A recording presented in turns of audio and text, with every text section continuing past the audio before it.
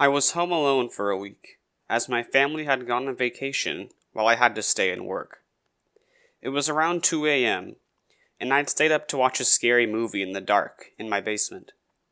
I was intent on really scaring myself and seeing how far into terror I could go, while still knowing that I was safe in my own home. It was then that I heard pounding footsteps on the first floor. This was a common, annoying occurrence when my family was home. Every time they passed through the front hallway, past the basement door, I heard their footsteps. This time, fear immediately shot through me at the sound. My reflex was to turn the TV off immediately. The basement door was up a flight of steps and around a corner, so whoever it was wouldn't have seen any light. I heard the basement door handle click and turn as I sat in absolute darkness. I moved slowly so as to be absolutely silent and crawled behind our large television. As I passed it, inch by inch, I noted with panic that its black screen still dimly glowed. I heard footsteps coming down the carpeted but creaky stairs. I froze in my hiding place, listening. For so many long minutes, I heard nothing. Had the intruder seen the TV's afterglow, or had it faded in time? Was he standing in the pitch dark, listening for me? I seemed to lie there in total silence for an interminably long time. My panic began to fade, and I began to think more clearly. Had I really heard an intruder? Could someone possibly be standing there in silence for so long without making any noise? The basement was so exceedingly quiet that the silence itself began to hurt my ears. Could the unknown person really avoid any noise from shuffling or breathing or anything else? If there was an intruder, he was still in the basement, because the creaky stairs were incredibly loud. The door handle clicked, and he wouldn't know how to mask his footsteps on the first floor so that they couldn't be heard down here.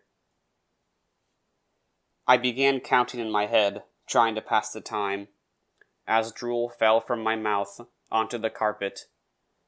I didn't dare risk the sound of swallowing.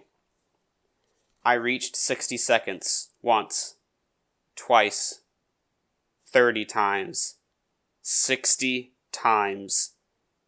By now, my fear had faded, and I was more confused than anything.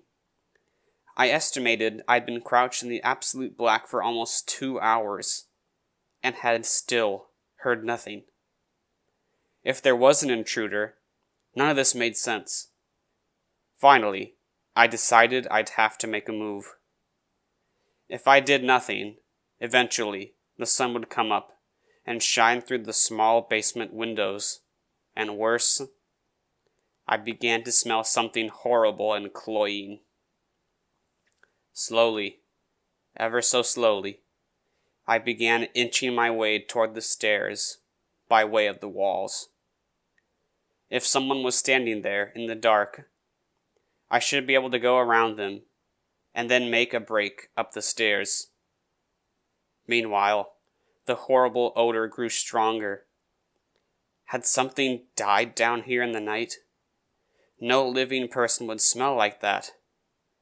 Terrible image of some corpse monster listening for me in the dark erupted in my thoughts, and I moved as fast as I could without making a sound. Just as I finally approached those stairs, there was an enormous clatter, as if something falling or collapsing on the floor. It was at that moment I leapt forward and crashed up the stairs, running out through the open basement door and my wide-open front door. Now certain that someone was in the house, I called the police from my cell phone and watched my house from afar. The police came, checked inside the house, and then grimly came out to question me. They'd found a body in the house, my elderly neighbor, who seemed to have died of a heart attack. Their belief was that I must have left the front door unlocked, and he must have wandered into my house while dying, looking for help. At first, I felt horrible, thinking that I had sat there in the dark while the old man died a few feet away. Then it occurred to me, what the hell was that loud noise of things falling? That last prompted me to bolt up those stairs out of the house. I asked the police and they had confirmed the back door of my house had been left open as well, near a single bare footprint in the mud. Somehow, for some reason I'll never know, there was someone else in the basement with us, silent, waiting, and listening in the dark over the fresh corpse of an old man.